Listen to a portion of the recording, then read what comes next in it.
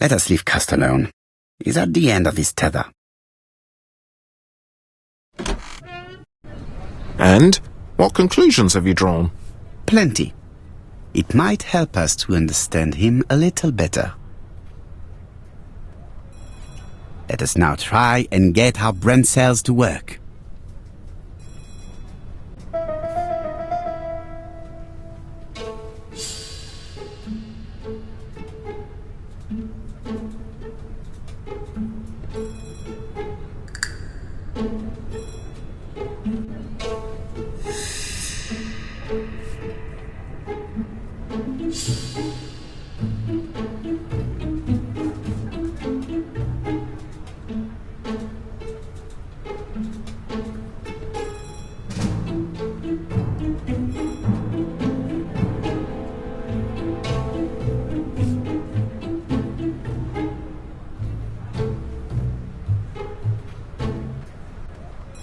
I don't see any clearer than before. This is worse. There is one point to highlight. C'est curieux. Cust admits that he killed, but he does not know why. What did Dr. Thompson say? Even if Cust killed while in an altered state, it still must have been his deepest desire. He must have had a motive. Let's keep it simple. Never mind his motive. He confessed. But you see, he can confess to anything and everything. He denied the murders and then he confessed to them. He confirmed that he never typed the letters. Then with great ease, I managed to get him say quite the opposite. Come on, he behaved like a guilty man. He lied to his landlady. Because deep down he believes himself guilty. From the papers, he noticed that he had always been at the scene of the crimes. He must think that he killed and then simply forgot what he had done. How can you be so sure? Let us look at his psychological profile. You will understand my point of view. Let us now try and get our brain cells to work.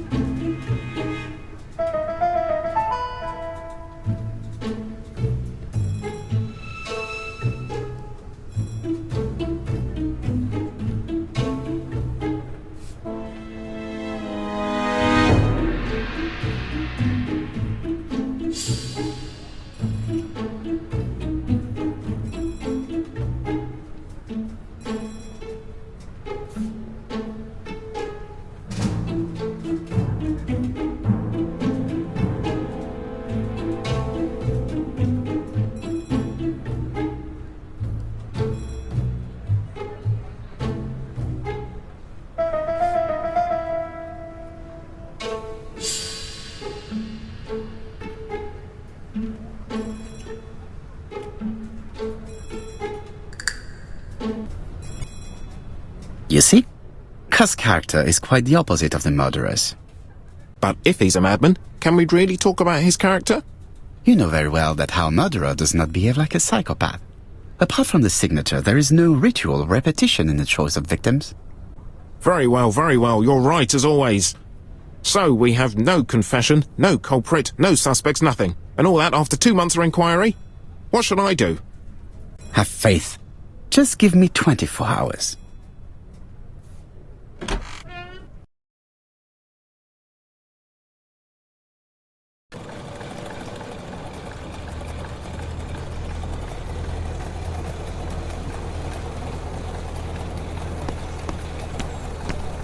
To Whitehaven, please.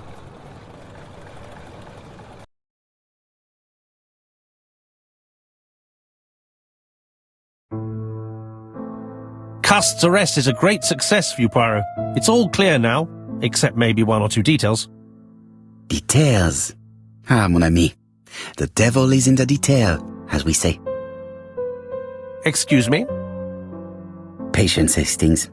Everything will be clear once our guests arrive. Best be prepared. Slip a revolver into your pocket before they do. A revolver? But Poirot, what are you afraid of? Trust me. It is important you carry a weapon for this meeting. I will lend you mine.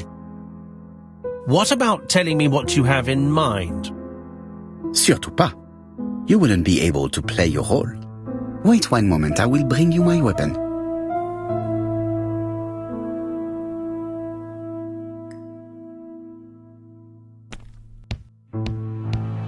What about telling me what you have in mind? Surtout pas. You wouldn't be able to play your role. Wait one moment, I will bring you my weapon.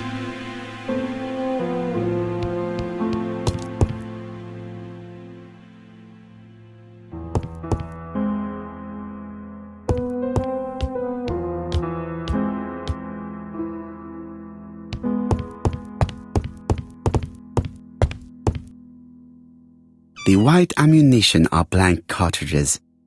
The others are real bullets. The revolver is loaded with real bullets. I still have time to choose blanks. The revolver is loaded with blanks. I still have time to choose real bullets.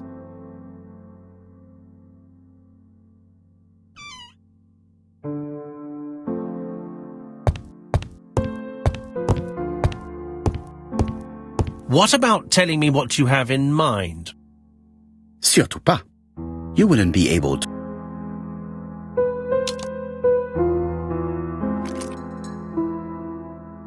Voila, I entrust you with my weapon. It has hardly been used, it is almost new.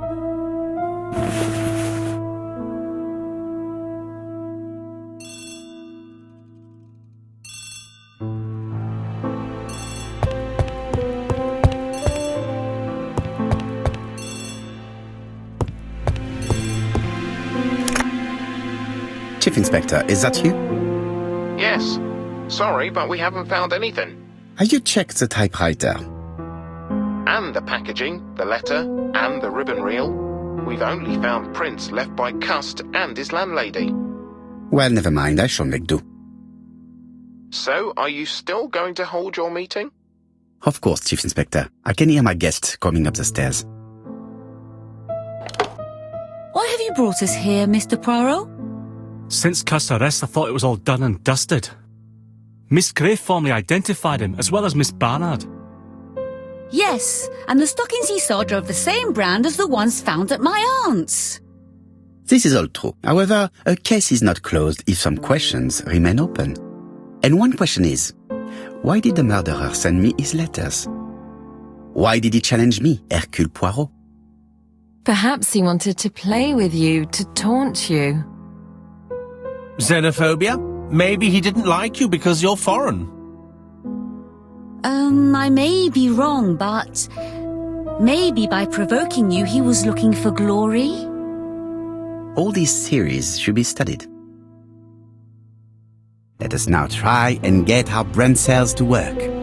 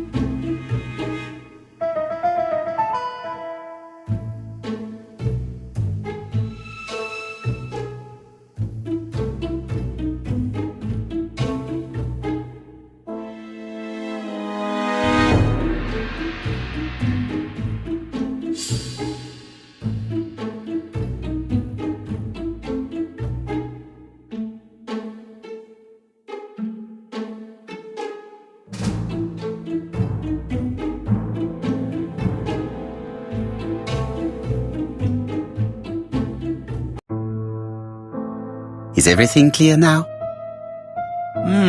You might like to explain your reasoning again. Of course. First of all, remember that the murderer made it a rule to always post his letter before the murder. He never digressed from that rule.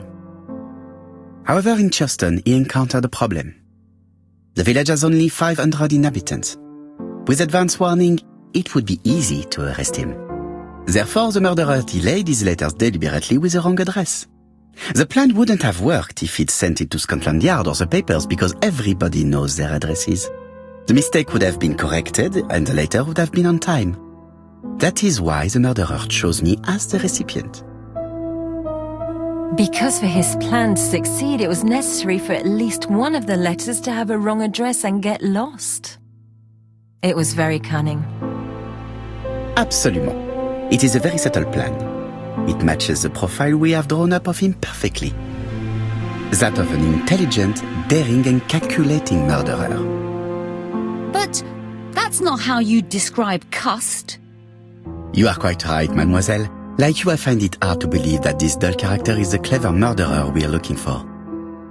Do madmen... I mean, if he's mad, he might have two very different sides. No doubt. But the murderer is not mad. All the specialists agree that he does not have the profile of the psychopath. But if Cust is not guilty, how do you explain his presence at the scene of the crimes? Mr. Clark, the answer to your question is in the medical records of your brother's patients. Documents which Cust most certainly did not have access to. Let us now try and get our brain cells to work.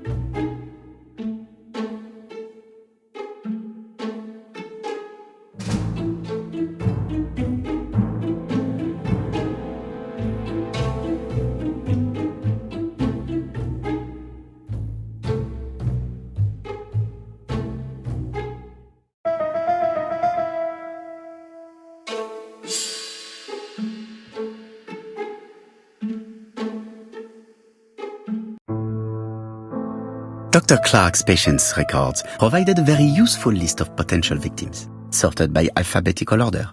The killer definitely used it, explaining the fact that all the victims were former patients of the doctor. It is this fact that clears Cust once and for all, because he never had access to these records. So how did he happen to be at the scene of the crimes? Either the murderer sent him there, or Cust was following him closely. Cust's highly suggestible nature leads us to the second hypothesis. The murderer was manipulating him. He systematically sent Cust to the towns where he was going to strike, so that the suspicion would land on the poor man's shoulder. That's evil. What sort of killer could have such a plan? And what would he gain from three completely different murders? Indeed, it seems unlikely that the same murderer committed all the crimes. What should we take from that?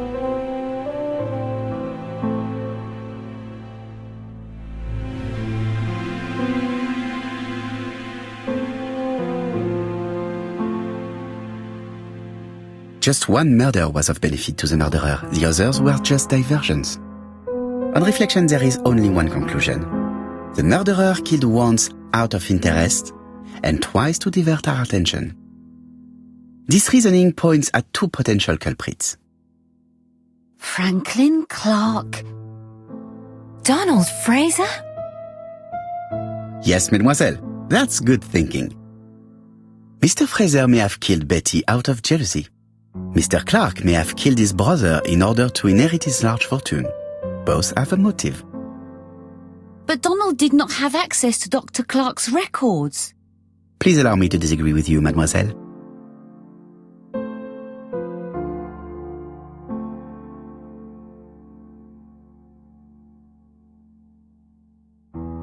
Donald, too, has been treated by the doctor. You're quite wrong, Mr. Poirot, and it shouldn't be difficult to prove. Oui, please excuse me. It was a slip of the tongue. This is what I wanted to say. Donald, Sir Carmichael was one of your firm's customers. We found a surveyor's report among his papers that proves it. It doesn't prove that I went to Comeside. You could have done it. And you may have used the opportunity to take a look at Sir Carmichael's records. You think I'm guilty? You or Mr. Franklin Clark? That's ridiculous. Both of you have a motive. The question is, which of you has the profile that most resembles the murderer? Let us now try and get our brain cells to work.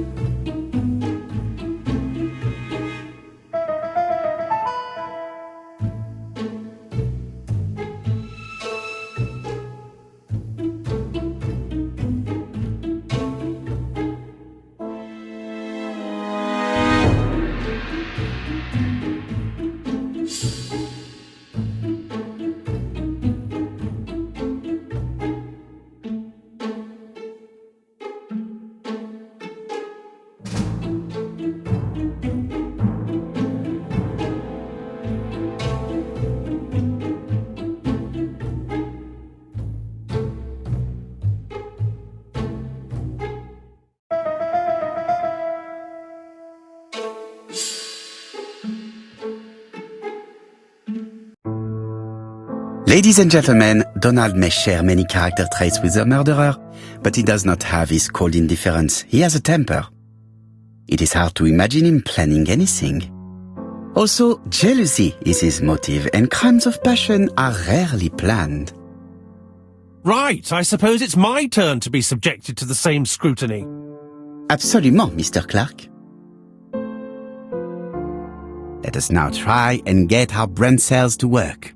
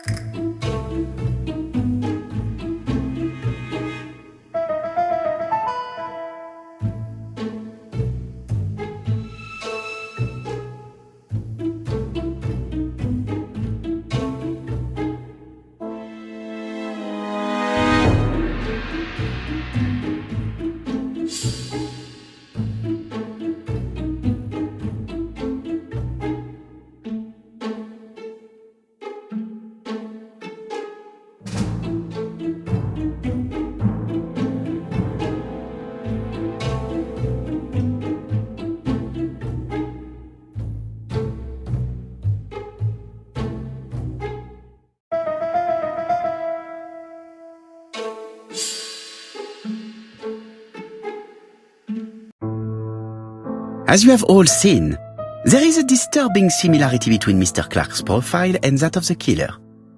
In actual fact, it is exactly the same. Mr. Poirot, your psychological studies are interesting, but your conclusions do not add up. Why would I have wished my brother's death? The inheritance is lawfully mine. I just have to wait. No, you had to act quickly.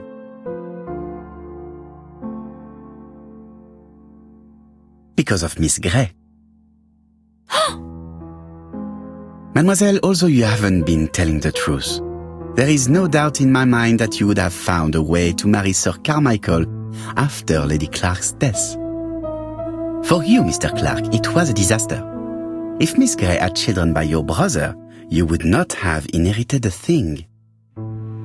You realize the danger after reading several letters from Comside, especially one in which your brother opened his heart to you.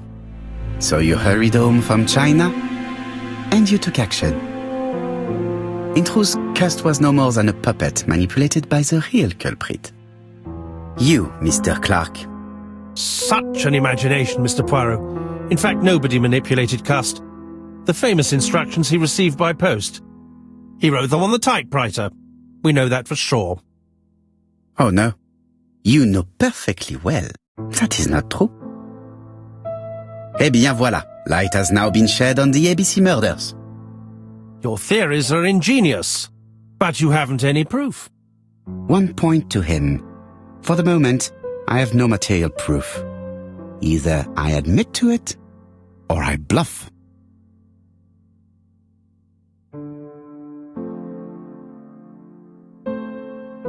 Proof is easy to find now that we know where to look. You have nothing on me. You're bluffing, Mr. Poirot. Come on, Thora, there's nothing for us to do here. Don't touch me. Thora! I understand why you never wanted to lend me your new typewriter, and why you were searching through your brother's things. And the hole you dug on the moors. What did you hide there? The knife you used to kill your brother? All right. Well played. I lose. The game's up.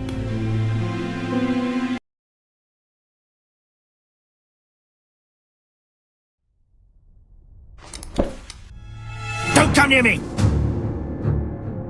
I'll never let you take me, Mr. Poirot!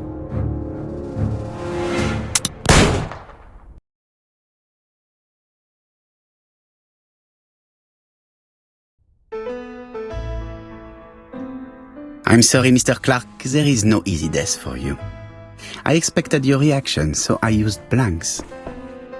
I'm sorry, mademoiselle, but your second chance has been lost. Franklin Clark will never inherit his brother's fortune.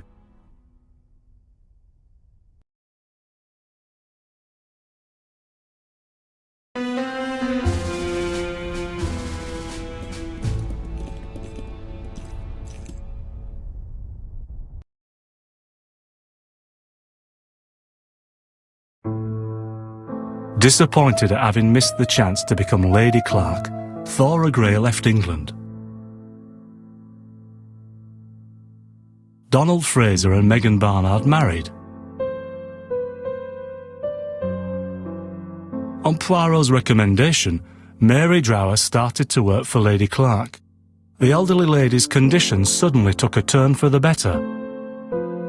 And a few months later, to Dr. Logan's great surprise, she was back on her feet again. According to this eminent physician, it appears to be an extremely rare case of spontaneous remission. Lady Clark has enjoyed very good health ever since.